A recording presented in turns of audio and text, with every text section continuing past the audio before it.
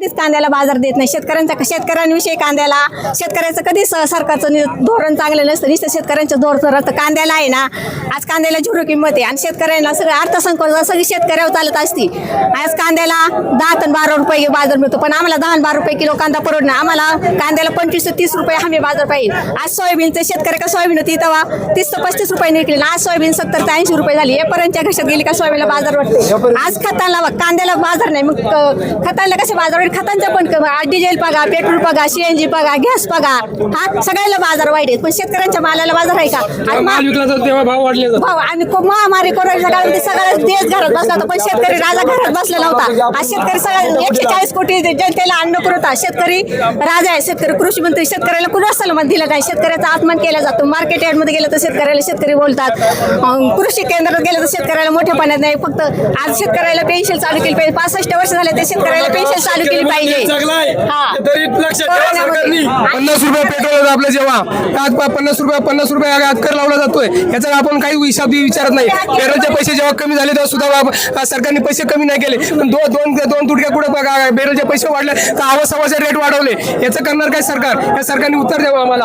आपल्या विभागाची पोलिसांचा पोलीस शेवटी शेतकरी जे पुत्र आहेत त्यांनी आम्हाला पाणी दिलंय भरपूर, पण तुम्ही हे करू नका. आम्ही हे झाल्याशिवाय आम्ही भाव भेटल्याशिवाय आम्ही उठणार नाही. तुम्ही आमच्या किती लालच दाखवा, आम्ही हे करणार नाही. धन्यवाद करा साहेब, आपण या पाणी कसं कोर्टात पडू. आपल्या विभागाचे खासदार डॉक्टर अमोल कोल्हे आज आंदोलनाला उपस्थित दिसले नाही, याबाबत काय सांगा?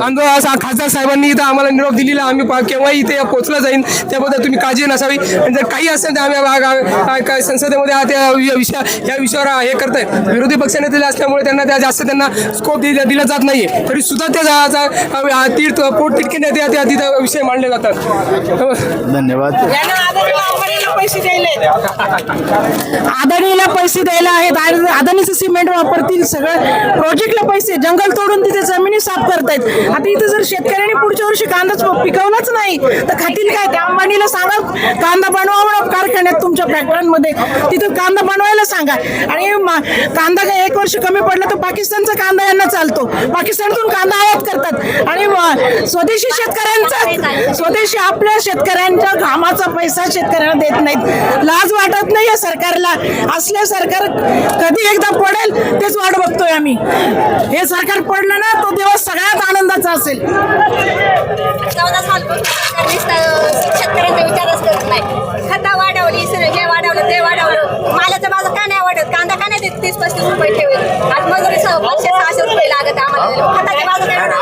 आता ते खाऊ नका, सोनं घेऊ नका, हे घेऊ नका, ते घेऊ नका. आम्ही शेतकऱ्यांना करायचं काय? शेतात काम करायचं का? तुम्हाला जनतेला पोहोचवायचं का फक्त शेतकऱ्यांनी? आज या ठिकाणी आम्ही मंचर या ठिकाणी आंदोलन करण्यासाठी शेतकरी आला आहोत. तर आमच्या कांद्याच्या मालाला 8 ते 7 रुपये भाव मिळतोय आणि प्रत्यक्षात आमचा उत्पादन खर्च जवळजवळ 17 ते 18 रुपये आहे. तर आम्हाला कमीत कमी 25 रुपये भाव मिळावा, कारण खताचे भाव वाढले, रासायनिक औषधांचे भाव वाढले आणि मजुरीचे भाव वाढले.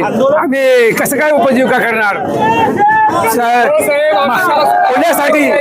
पुण्यासाठी तुम्ही 1235 रुपये भाव काढला आहे. साहेब आपले दिलीप पाटील साहेब सुद्धा येतात आणि आम्ही करू, काहीच करत नाही. दिलीप पाटील सुद्धा करत नाही आणि कोणच काही करत नाही. त्यासाठी जोपर्यंत आम्हाला हमी भाव भेटत नाही तोपर्यंत आम्ही रस्त्यावर उतरणार नाही. असंच चालू ठेवणार. आम्ही तुमच्या लाठी चार्ज करा, आमच्यावर किंवा तुम्ही अश्रूतून सोडा, तरी सुद्धा आम्ही आणणार नाही. तुम्हाला काय करायचं ते करा. तोपर्यंत आम्हाला हमी भाव भेटत नाही तोपर्यंत आम्ही हा नंदी चौक सोडणार नाही.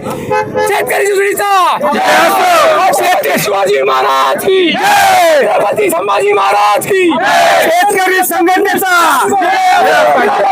मिळालाच पाहिजे हमी भाव. 25 रुपये हमी भाव मिळाला पाहिजे आम्हाला. 25 रुपये हमी भाव. पुण्यासाठी, पुणे जिल्ह्यासाठी तुम्ही 1235 रुपये भाव काढले नाही. हा कोणत्या मटेरियलचा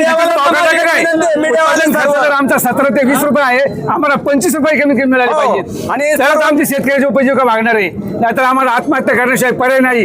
पण आम्ही आत्महत्या करणार नाही. या शेतकऱ्याला आत्महत्या, सरकारला आत्महत्या करायला लावणार आम्ही. सर्व मीडिया बांधवांना माझी एक नम्र विनंती आहे, तुम्ही आज शेतकऱ्यांसमोर कॅमेरा धरून शेतकऱ्याच्या व्यथा कांद्याचे भाव विचारता, तसं आता जे सत्ताधारी आहे ना वर सत्य बसलेले झोपलेले त्यांना तुम्ही मीडिया समोर कॅमेरा धरून विचारा, बस शेतकऱ्यांच्या मालाबद्दल कांद्याबद्दल मंत्री तुम्ही आहात, तुमच्या काय भावना आहे शेतकऱ्याबद्दल ही आमची कळकळीची विनंती सांगा त्या मंत्र्यांना झोपलेल्या. निर्मला सीतारामन आपल्या मंत्री आहेत, त्यांना कांदा खायचा नाही का? कांद्याचे भाव द्यायचे नाही का? हा सुद्धा प्रश्न त्यांनी तुम्ही विचारला पाहिजे. नंबरला आपला भारत देश होता निर्याती बाबतीत एक नंबरला भारत देश होता, तो आज पाच ठेवला या मोदी सरकारने.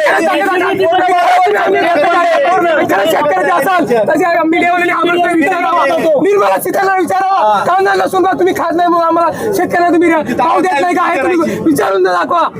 खरंच तुम्ही काय शेतकरी मीडियाने विचारा त्यांना. छत्रपती महाराज तुम्ही आज कांदा सुद्धा भाव देऊ शकत नाही. राहून दिला नाही. अर्थमंत्री निर्मला सीतारामन तिला काय कळतं? सांगावर येते रात्रीचं वाढतंय कांद्याचं 1-1 रुपये जर वाढायला असतं ते आंदोलन करता आलं नसतं. तुमचा गॅस वाढला, डिझेल पेट्रोल वाढलं, 150-200 रुपये न्यायचं. हे कांदा जर रात्रंदिवस जर तुम्ही गॅसचं जर वाढीचा डिझेलचं वाढतं 1-4 दिवसात कांदे जर 2 रुपये जर वाढवले असते तर काय फरक पडला असता? ही वेळ आली नसती. एका शेतकऱ्याने देठाला हात लावला तर छत्रपती शिवाजी महाराजांनी त्यांना पायी काढून टाकली होती हाताची. हे तुम्ही करणार आहे का सरकार? या सरकारवर तुमचं काय सांगून द्यावं आम्हाला. सरकारने निर्मला सीतारामन कांदा खात नाही म्हणून शेतकऱ्यांना रेंट द्यायचं नाही काही ठरवलं असेल तर आम्हाला आता सांगा. आम्ही इथं आत्मदान करतो. हे काय रयतेचं सरकार नाहीये का? हे शेतकऱ्यांचं सरकार नाहीये का? आम्ही आमचा थेट मुख्यमंत्र्यांना सवाल आहे, मोदी साहेबांना सवाल आहे. हे सरकार कोणाचं आहे? गोरगरिबांचं नाहीये का? हेच का आजचे दिन चालले आहे का तुमचे? आम्ही काय म्हणतो आम्हाला एक्सपोर्ट होत आहे का एक्सपोर्ट होत नाही हे सुद्धा माहिती नाही. म्हणजे कसले मंत्री राहिले फक्त गुजरातला जाऊन फक्त स्वतःची प्रगती करण्यासाठी, महाराष्ट्रासाठी काहीच करायचं नाही का यांना? आणि महाराष्ट्राचे जे मंत्री देवेंद्र फडणवीस आहेत, एकनाथ शिंदे साहेब आहेत, आपल्या पवार उपमुख्यमंत्री आहेत, हे आता आले. पण बाकीच्यांना करता येत नाही का या गोष्टी? ह्या जर नाही करता येतात तुम्ही आताच आम्हाला रोखू नका. आम्हाला इथं आंदोलन करून द्या आणि तुम्हाला लाठीचार्ज करायचं असेल तर करा. ते तुम्हाला पुन्हा सांगितलं जाईल.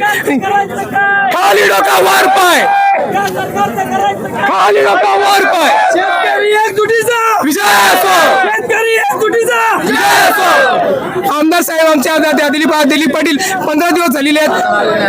मंचरचे आमदार, आंबेगाव तालुक्याचे आमदार आलेले. मंचरगावचे आमच्या आमदार त्यांनी 25 वर्ष मंत्री भूषवलोय, ते सुद्धा आज आमच्या कांदा प्रश्नाला येऊ शकले नाहीत. म्हणजे आम्हाला आमचीच लाज वाटायला लागली की आम्ही हे आमदाराला 25 वर्ष कसं निवडून दिलेलं आहे. आज आम्हाला शेतकऱ्यांचा काही देणं घेणं, एखादा काम करताना आम्ही शेतकरी पुत्र म्हणतो त्यांच्यावर तुम्ही कारवाई करायचा, मागे पुढे मागे दर्शन नाही. पण शेतकऱ्यांना तुम्हाला भाव देता येत नाही. तुम्हाला 15 दिवस झाले तुम्ही आम्ही त्यांना भेटून आले, अजून कांदा प्रश्न का सुटला नाही तुमचा हे तुम्ही आम्हाला कारण द्यावायचं. आणि मीडियाला सुद्धा आम्ही विनंती आहे की तुम्ही याच्याबद्दल पाठपुरावा करा म्हणून. बोला मग, कांद्या बोला आम्ही आज बिंदास बोला.